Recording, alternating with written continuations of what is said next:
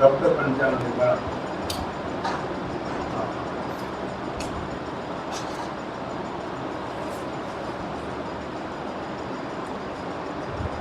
आद्य पारक प्रकाशी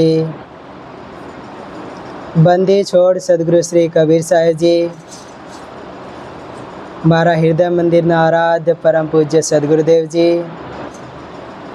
अर्जन्य वंदनीय संत समाज, वर्तमान उपस्थित सत्संग प्रेमी भक्त सज्जनों, पूज्य श्री साई जी तरफથી આજ્ઞા થઈ છે। આજ્ઞા પાલનાર્થ આપ સૌ સમક્ષ કઈ સંતોના થોડા વિચાર। સદગુરુ શ્રી કબીર સાહેબજીનો મૂળ ગ્રંથ સદગ્રંથ બીજક છે। બીજક બી કહીએ વાસના, જ કહીએ જમા અને કે કહીએ કરવાવાળો। આ સંસારમાં આવી અને જેટલી પણ આસક્તિ છે, જેટલા પણ કર્મ બંધનો છે, એ કર્મ બંધનોમાં ફસાવાવાળો આ ચેતન જીવ છે। એના સિવાય બીજો કોઈ ફસાતો નથી। જ્યારે જ્યારે આ ચેતન જીવ આ મનુષ્ય જીવનમાં આવે છે, ત્યારે ત્યારે આ નાના પ્રકારના જે ભરમી ગુરવા લોકો છે તેના ચક્કરમાં ફસાઈ જાય છે। એના ચક્કરમાં ફસાઈ અને નાના પ્રકારની ક્રિયાઓ કરાવવાનું બતાવે છે, તેને માન્ય કરે છે।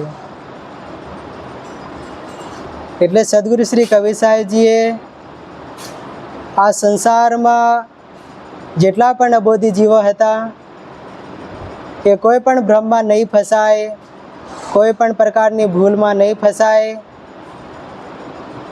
તે કારણે સાચો બોધ આપ્યો।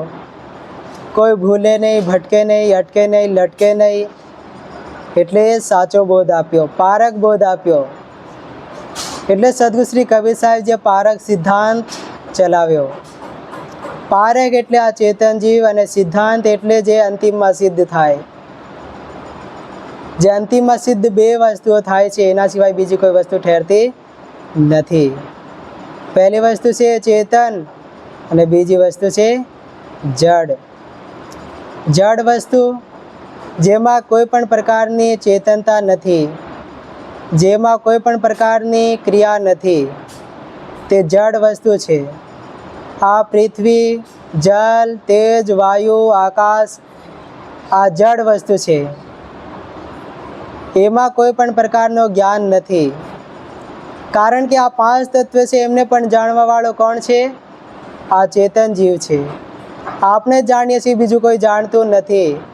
અગર પૃથ્વીને નહીં જાણી શકે કે મેં પૃથ્વી છું ને મારા અંદર પથ્થરો છે, મોટા મોટા પહાડો છે, વૃક્ષો છે, મારા ઉપર નદી પણ બહે છે, આગ પણ સળગે છે, નાના પ્રકારની ક્રિયાઓ થાય છે, તે આ પૃથ્વી નહીં જાણતી।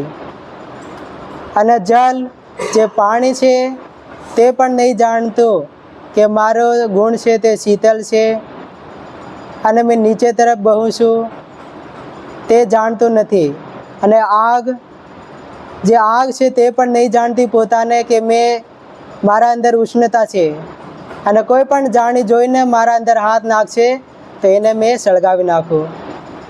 આગ પણ નથી જાણતી, કારણ કે એ જડ છે। અને વાયુ જે નાના પ્રકારના વાવાઝોડા આવ્યા કરે, બે પ્રકારની વાયુ છે, એક ચંચળ વાયુ છે અને એક સમાન વાયુ છે। સમાન વાયુ આપણે એમાં શ્વાસ લઈ શકીએ, પણ જ્યારે ચંચળ વાયુ ચાલે છે તેમાં નાના પ્રકારના વાવાઝોડો આવ્યા જાય અને જે આ ચંચળ વાયુ ચાલે તો નાના પ્રકારના ઘર છે, મોટા મોટા વૃક્ષો છે, તેને પણ ઉખાડીને દૂર ફેંકી દે। ચંચળ વાયુમાં આપણે શ્વાસ નહીં લઈ શકીએ, તેમાં આપણે જોરથી કોઈ વખત આપણે ગાડી ઉપર બેઠા હોય તો જોરથી હવા મુખ પર લાગે તો પણ આપણે થોડા કોઈ પણ આપણે સહારો લઈ લઈએ મુખ પર, અથવા તો કોઈ રૂમાલ મૂકી દઈએ અથવા તો હાથ મૂકી દઈએ છીએ। તો એવી રીતે ચંચળ વાયુ અને સમાન વાયુ આ બે પ્રકારની વાયુ છે। તે પણ નહીં જાણતી કે મારી અંદર કોમલતા છે અને આકાશ કોઈ વસ્તુ નથી, પોલ ખગોળ વસ્તુ છે, આકાશ કોઈ વસ્તુ ઠહેરતી નથી. એવી જ રીતે આ પાંચ તત્વ છે, તે પાંચ તત્વ છે તે પણ જડ છે, તેમના અંદર જાણવાની શક્તિ નથી. આ પાંચ તત્વને જાણવા વાળો આ ચેતન જીવ છે. આ ચેતન જીવ જ્ઞાન સ્વરૂપ છે. મેં ચેતન સબ जानता, ई अचेत जड़ रूप, ई क्या सुख दुख देते हैं, कहते यज्ञ स्वरूप. मैं चेतन हूँ, अजर अमर अखंड नित्य स्वयं स्वरूप. આમનો બોધ કરાવે કોણ છે? આપણને પારખી સંતો આમનો બોધ કરાવે. પોતાનો સ્વરૂપનો બોધ કરાવનાર પારખી સંતો આપણને બતાવે છે, યથાર્થ બોધ બતાવે છે, પારક જ્ઞાન બતાવે છે કે તમે સત્ય છો, તમારા સિવાય બીજું કોઈ વસ્તુ ઠહેરતી નથી. અને જે તમે ઉપર આકાશમાં 7 સ્વર્ગ 7 પાતાળ, ઈશ્વર બ્રહ્મ પરમાત્મા ખુદા અલ્લાહ તાલા આ બધો માન્યો છે, તે આ મનુષ્યની કલ્પના છે. અને આ પોતે મનુષ્ય આ કલ્પનામાં ફસાયો છે. ત્યાં આ જગ્યાએ એ ફસાયો છે, તેનાથી દૂર કરવાવાળા આ પારખી સંત ગુરુજન આપણને પોતાનો બોધ કરાવે છે. મેં ચેતન સબ जानता, ઈ અચેત જડ રૂપ. અને જેટલી પણ આ પાંચ તત્વ 25 પ્રકૃતિ છે તે જડ વસ્તુ છે, તેમને જાણવાવાળો આ ચેતન જીવ છે. પાંચ તત્વની 25 પ્રકૃતિ છે. પૃથ્વીની હાડ માંસ ત્વચા રોમ. અને જલ તત્વની 5 પ્રકૃતિ છે. લાળ પસીના મૂત્ર અને બિંદુ. અને અગ્નિ તત્વની 5 પ્રકૃતિ છે. ભૂખ પ્યાસ આલસ અને નીંદ અને જંભાઈ. આવી રીતે આ પાંચ તત્વની 25 પ્રકૃતિ છે. અહીંયા વાયુ તત્વની ચલન ભોલન ધાવન પસારણ અને સંકોચન. આવી રીતે વાયુ તત્વની આકાશ તત્વની કામ ક્રોધ લોભ મોહ ભય. આવી રીતે પાંચ તત્વની 5 પ્રકૃતિ છે, તેને જાણનાર આ ચેતન જીવ છે. અને આ પાંચ તત્વને જાણનાર પણ આ ચેતન જીવ છે. પણ મિથ્યા માનંદીઓ કરી અને નાના પ્રકારના આ પ્રપંચોમાં ફસાવાવાળો પણ આ ચેતન જીવ છે.